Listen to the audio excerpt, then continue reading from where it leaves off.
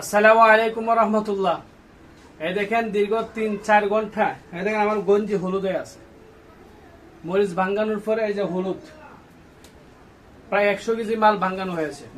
দেখেন আপনারা ভিডিওতে মরিচটা যে সুন্দর ঝকঝকে মানে একবারে পরিষ্কার পরিচ্ছন্ন দেখছেন, মরিচটা দেখেন ভাঙ্গানোর পরে কি একটা কালার দিছে দেখেন, দেখছেন সেই রকমের একটা কালার আছে, একবারে অথেন্টিক এবং অর্গানিক লাল কালার। দেখেন তরকারিতে লাগবে কম এবং তরকারিটা কালার হবে সুন্দর। তো আপনারা বিশ্বাস করেন বিদায় আমি আপনাদের বিশ্বাস টিকিয়ে রাখার জন্য নিজে কষ্ট করছি, সর্বাত্মক চেষ্টা করছি আপনাদেরকে ভালো জিনিসটা দেওয়ার।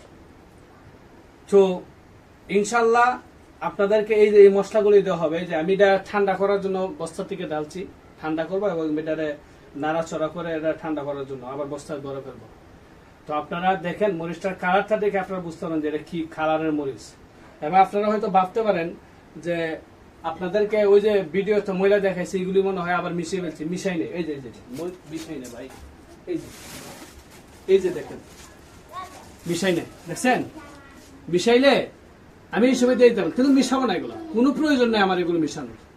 আমি চাই সবসময় পরিষ্কার পরিচ্ছন্ন, নিজে খাবো পরিষ্কার পরিচ্ছন্ন এবং আপনাদেরকে পরিষ্কার পরিচ্ছন্নতা দিব, বুঝছেন? তাহলে আপনারা ইনশাল্লাহ নেবেন।